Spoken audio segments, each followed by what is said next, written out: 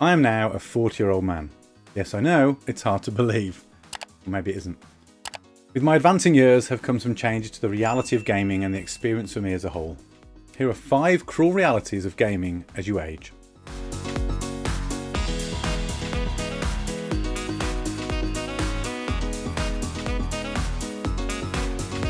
Let's start with finances. Cash flow. When you're young and broke, you have to wait and save and choose your games wisely.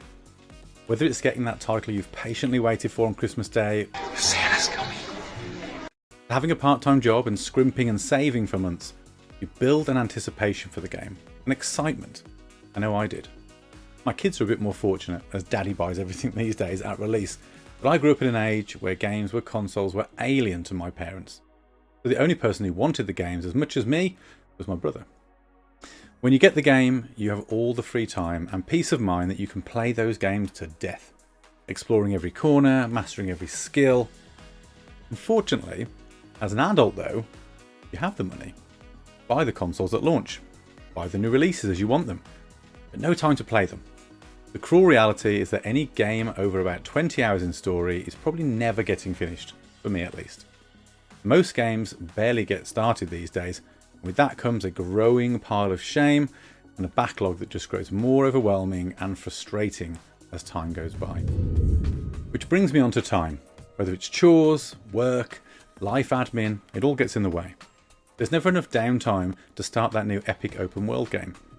Personally, I also have the self-imposed guilt of balancing time with my amazing wife and time with my 2 gorgeous kids. Giving them my attention once the day job is done, it comes first and often feels like by the time I have a gap for me, the day is done. I need more time. And on those occasions where I've balanced all of those commitments and I'm finally ready to sit down and play, I always feel like I should be spending my time doing something else, something more productive, when in reality, a little bit of me time is healthy and something we should all be doing. I also have a very task-focused brain. If I have any kind of to-do list, I can't relax, not into a game. Not until I've dealt with those things. It could be basic housework, DIY, anything really. 100+ hour games exhaust me. I can't even begin to contemplate finishing one. I'd really love to, but I know I won't. My attention will go elsewhere. I'll forget what's happened between sessions and end up having no idea what was happening or even how to play the game, effectively putting me right back at the start. When I do finally manage those balances, I find myself too tired. Now I'm older and have a more demanding job, I'm too mentally exhausted to learn new button layouts, maps, game mechanics. Tired.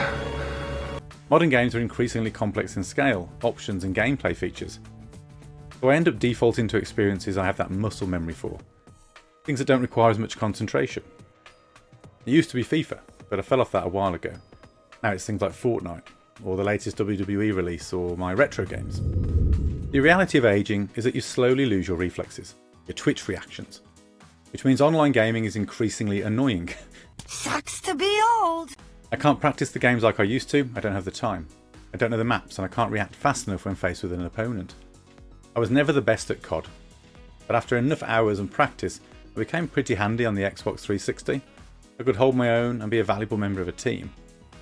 Now as that game series specifically has gotten faster and full of cheats, I can barely get a kill anymore, and I find myself with a seriously poor kill-to-death ratio. It's a sad reality, but I've become my parents. I play modern games, and more often than ever before, find myself comparing them to games from my day. Why, back in my day, I'd never... When gaming was at its best. I know that's not true, but welcome to the reality of aging. I feel like a lot of modern games feel very similar. There's almost too much of it. Perhaps that's true of movies and TV now too. Too much being created too quickly. A great game is too quickly replaced by a dozen new AAA games and a flood of indie titles.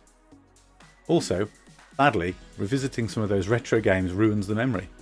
GoldenEye, for example, a game that unquestionably changed the shooter landscape and something I spent many hours on with friends, and doesn't hold up anymore.